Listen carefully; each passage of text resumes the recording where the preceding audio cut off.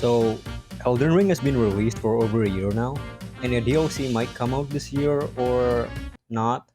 Many videos have already been made in order to create a very powerful build that kind of breaks the game. But I wonder, how powerful can you be in Elden Ring before you fight a main boss? Before we continue, I need to clarify the definition of a main boss first. So of course, an Elden Ring boss is a powerful enemy that adds challenging experiences to the game. Bosses are encountered throughout the game in both the overworld and inside traditional dungeon-style levels. While some must be fought in order to progress through the story, most are optional. Bosses like the Tree Sentinel that you've encountered in Limgrave and a random boss you encounter in a cave somewhere are optional bosses as they do not need to be fought in order to progress the story. Main bosses, however, are somewhat mandatory in order for the players to progress through the story. Bosses such as Margit, Red Wolf of Radagon, Radahn, the Galskin Noble, though technically can be fought very early on, count as the main bosses. So, how powerful can you possibly be in Elden Ring before you encounter them?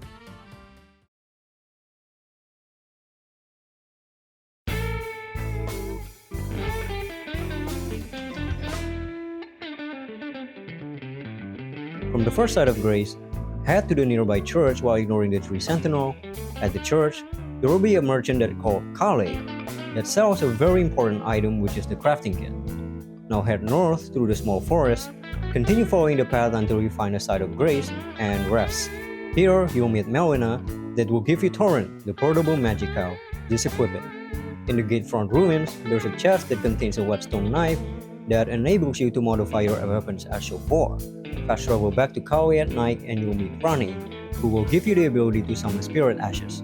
Politely ask her to give it to you.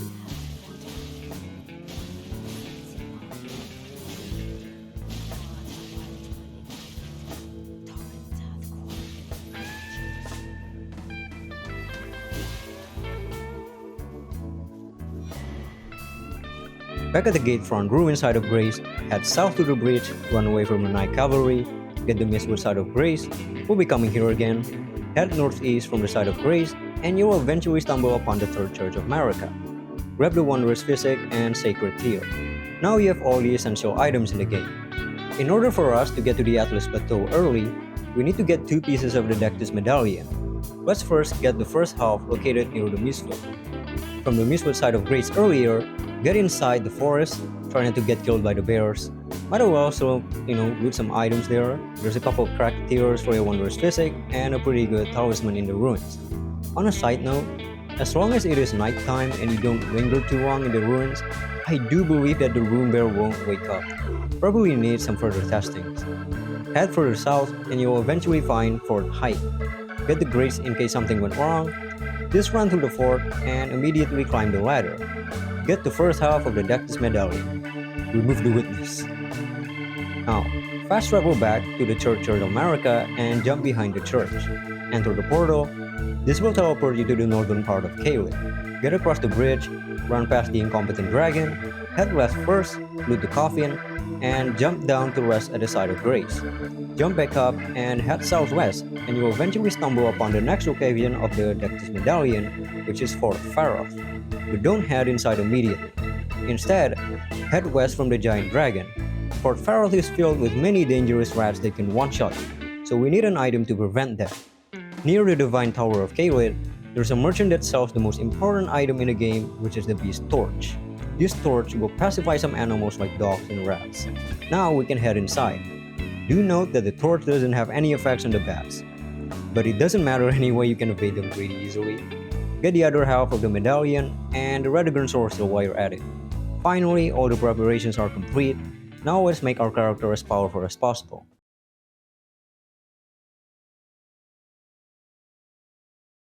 There are 3 factors that dictate how powerful your characters can be. That is rune level, gears, and weapon upgrades.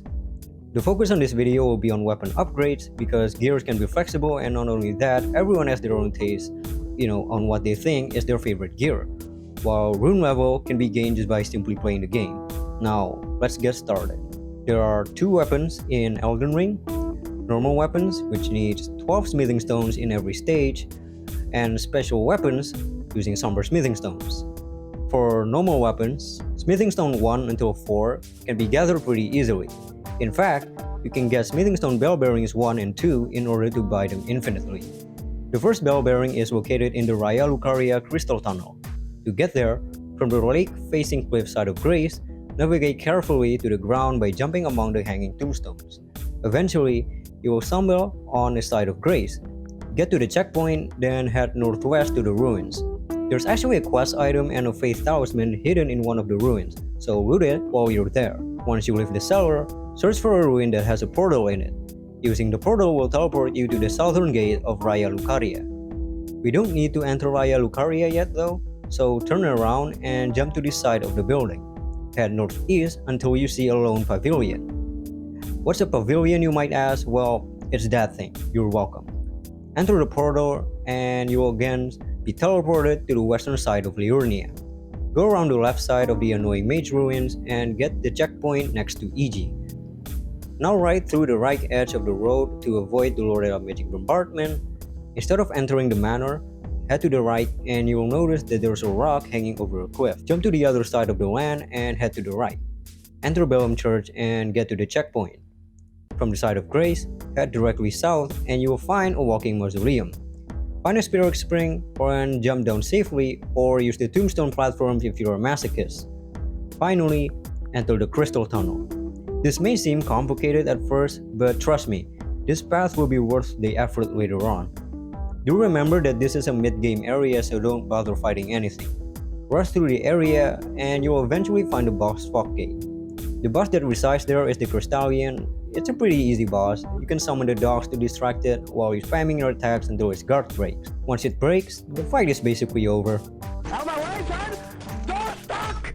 Door stuck! Please! The reward of its fight is the Smithing Stone Miner's Bell Bearing 1. The Smithing Stone Bell Bearing 2 is located in the Sealed Tunnel. This bell bearing is much easier to get compared to the first one. The path is also very simple. From the Bellum Church side of Grace, head northeast, get to the Grand Lift of Dectus, and use the medallion to enter Atlas Plateau. Once you enter Atlas Plateau, immediately head over to the giant staircase that leads to the outskirts of Leyndell. You literally can't miss it. No need to worry about anyone here, they are all incompetent. From the first side of Grace, head east then go downward to the lake. The Sealed Tunnel is located in the corner of this lake. Punch the hidden wall, roll through the boxes, open the chest, and retrieve the second bell bearing. It's that easy, you don't even need to fight the boss and you can just leave the area. Why is the second boss bearing much easier than the former one? Miyazaki. Now that we have both the bell bearings, we can return to the round table hold and give 2 of the bell bearings to the Twin Maiden Merchant. Now you have infinite access to Smithing Stones 1 until 4. Oh yeah, we need some money though.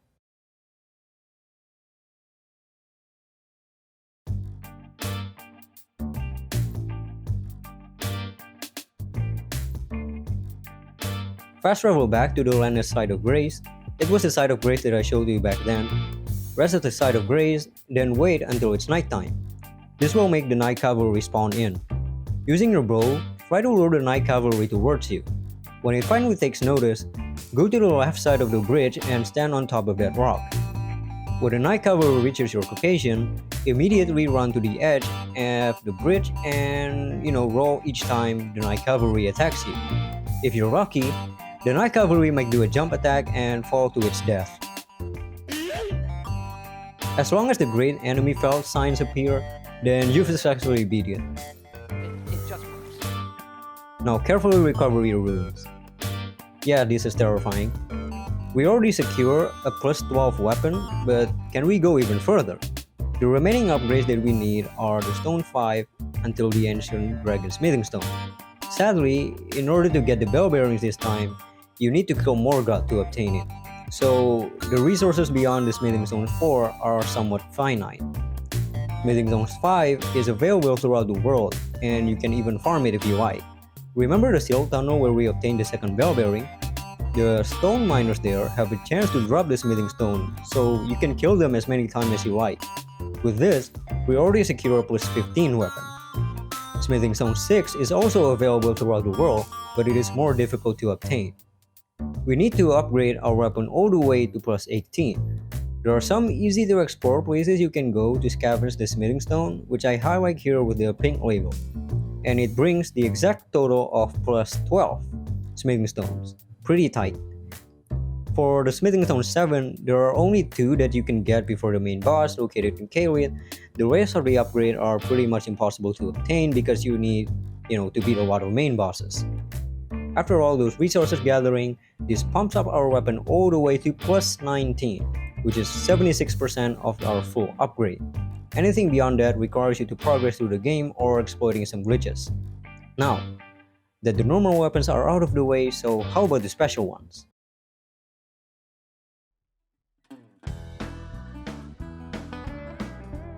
Somber smithing stones are an upgrade material specifically for unique ornaments in Elden Ring. These are different from the regular smithing stones and can be used to upgrade special weapons. While the regular smithing stone require numerous amounts of resources, the somber weapons only require one somber smithing stone, so it is much easier to gather.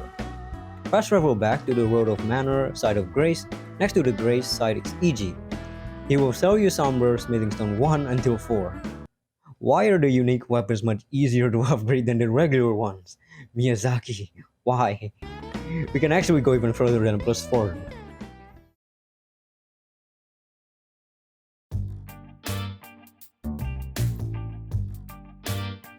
Fast travel back to the light-facing cliff, follow the main path downwards, ignore the ruins on the left because there is a scary revenant there.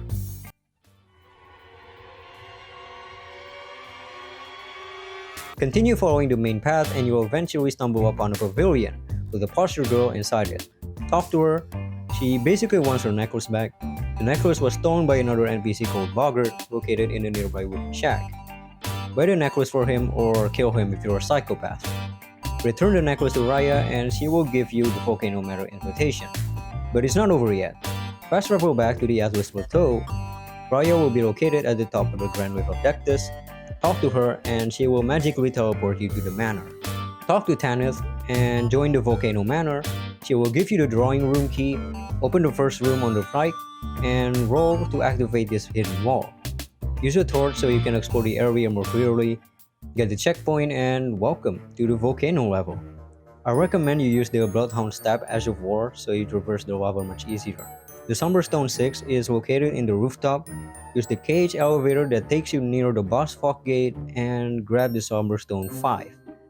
Sadly, that's the final upgrade that we can have.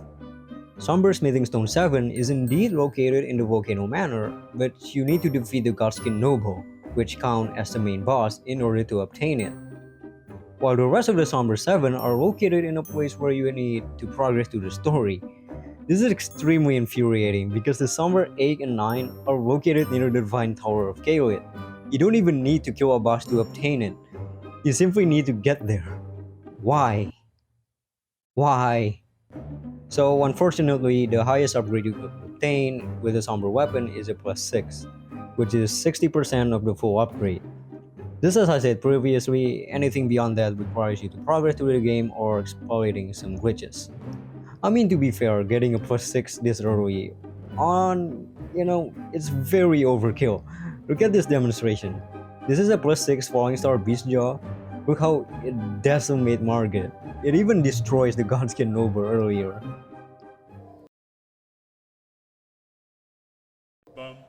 And yeah, that's about does it. Oh, you watched this footage of me cheesing the tree sentinel? Let me promote this channel for a bit. This is the first narrated video I've ever made, so if you enjoyed this video, go ahead and subscribe to the channel. I'll be making more of this narrated style video because I like it. See ya.